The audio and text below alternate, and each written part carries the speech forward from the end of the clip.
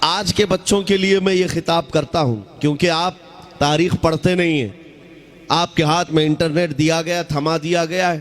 آپ کو ایسا لگتا ہے کہ یہ سارا انٹرنیٹ پب جی کھیلنے کے لیے, گیم کھیلنے کے لیے, یوٹیوب, فیس بک, انسٹا چلانے کے لیے. ذرا تاریخ پڑھ لینا تو پھر تم بھی جوان نظر آنے لگ جاؤ گے.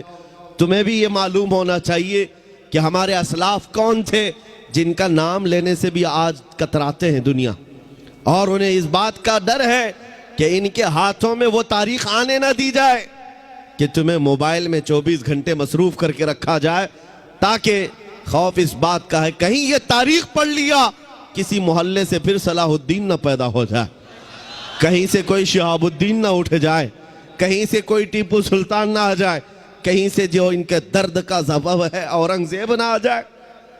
یہ ڈر اس بات کا ستاتا ہے کہ تاریخ نہ پڑھے, تاریخ نہ پڑھے, تم کو نشہ میں ملوث کر کے رکھا جائے, تم انٹرنیٹ کی تباہیوں میں اپنے آپ کو برباد کر کے رکھے رہو.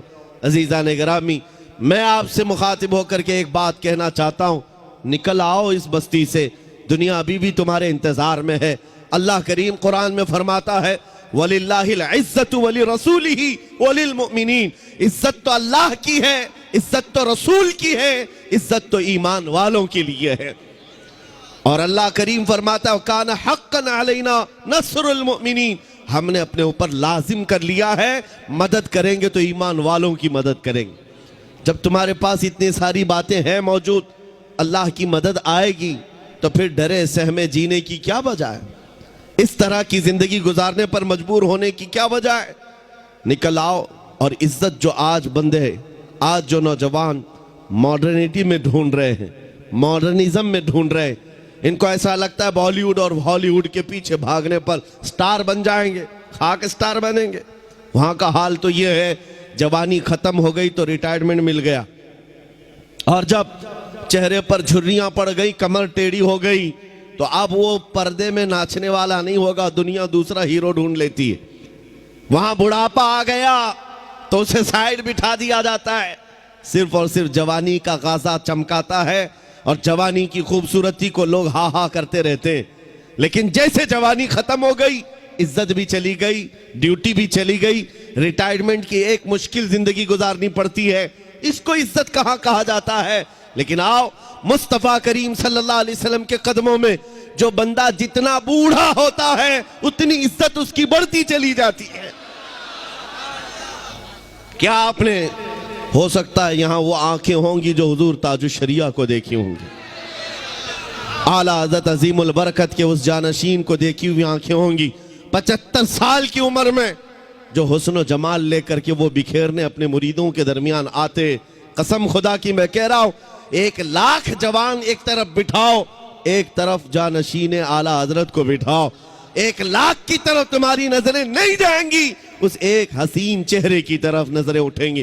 وجہ کیا ہے؟ یہ حسن و جمال پاؤڈر لالی میک اپ کا نہیں ہے, میرے مصطفیٰ کے قدموں سے ملا ہوا ہے. عزت رسول اللہ کے قدموں میں ہے. اسی لیے اقبال نے کہا تھا آبروئے ماں زنام مصطفیٰ است, ہم سب کی عزت و آبرو مصطفیٰ کے نام سے ہے, حضور پاک کے نام سے ہے. اگر اس نام کی تم نے حفاظت کی تو اللہ تمہاری عزت کی حفاظت فرمائے. اگر حضور پاک کی عزت محفوظ ہے, ہم سب کی عزت محفوظ ہے. لیکن کوشش یہ بھی ضروری ہے, ہمارے اندر اتنا حساس پن ہونا چاہیے کہ ہم ہر چیز کو کمپرومائز کر لیتے ہیں, برداشت کر لیتے ہیں, لیکن نبی پاک صلی اللہ علیہ وسلم کی عزت کے خلاف کبھی برداشت نہیں کرتے. تاریخ کی سچائیاں یہ بتاتی ہیں, ہماری تاریخ یہی ہے. ایک صاحب جو ڈپارٹمنٹ سے تعلق رکھتے وہ مجھ سے کہہ رہے تھے مولانا آپ اتنا زیادہ ایگریسیو کیوں بولتے ہیں, بھڑکاؤ بھاشن لگتا ہے. اگر سچی بات کہنا بھڑکاؤ بھاشن ہے تو آپ سنتے رہو.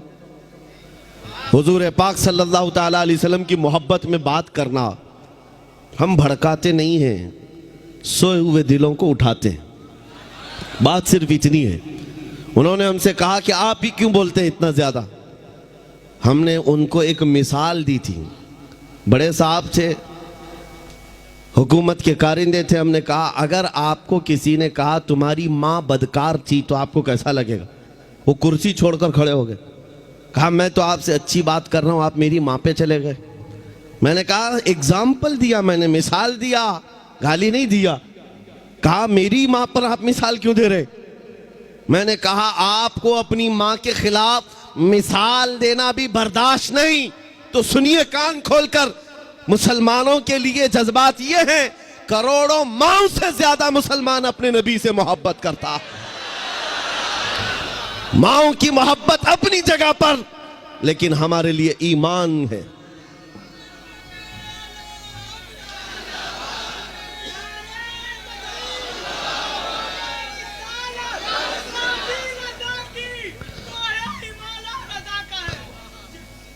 عزیزان گرامی، نبی کریم صلی اللہ تعالیٰ علیہ وسلم کے مقام و مرتبہ کا حال یہ ہے کہ وہ جان ایمان ہے۔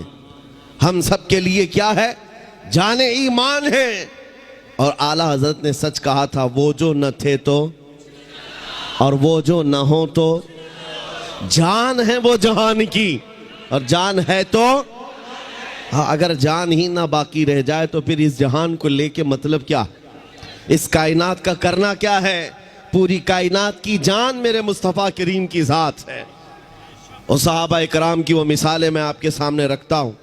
عزیزان گرامی وقار، احد کے میدان میں شیطان نے ایک افواہ پھیلائی تھی کہ محمد الرسول اللہ صلی اللہ علیہ وسلم کا انتقال ہو گیا، حضور پاک کو شہید کر دیا گیا۔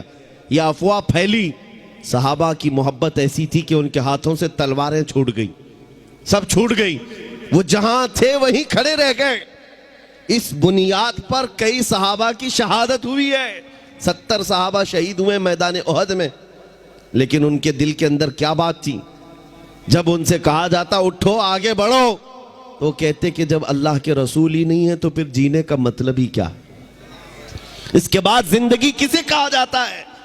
نبی پاک صلی اللہ تعالیٰ علیہ وسلم کے ساتھ ہم تھے۔ عزیزان گرامی وقار، وہ ہر شے میں مصطفیٰ کریم صلی اللہ علیہ وسلم کے جلوے دیکھتے تھے۔ آج امت کا حال یہ ہے کہ ہم محبت کے دعوے کرتے ہیں، لیکن ہماری آنکھیں آج بے حیا ہو گئی، ہم کسی اور چیز کو دیکھ کر رات گزار رہے ہیں۔ آج ہمارے دلوں کے اندر نفسانیت غالب آنے لگ گئی۔ حضور کی محبت سب کے سینے میں موجود ہے، لیکن اسے میدان میں لے کر اتار کر دکھانا نہیں چاہتے۔ تمہیں داڑھیوں سے نفرت کیوں ہوتی ہے؟ تمہیں ٹوپیوں سے الجھن کیوں ہوتی ہے؟ تمہیں حضور کی سنتوں سے الجھن کس بات کی ہے؟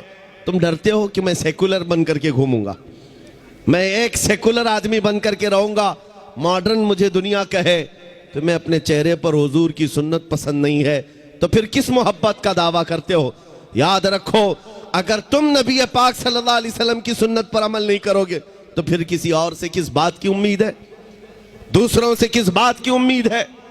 آؤ اے نوجوانوں، یہ عزم کر کے اٹھو کہ انقلاب آئے گا تو ہمارے عمل سے آئے گا انشاءاللہ۔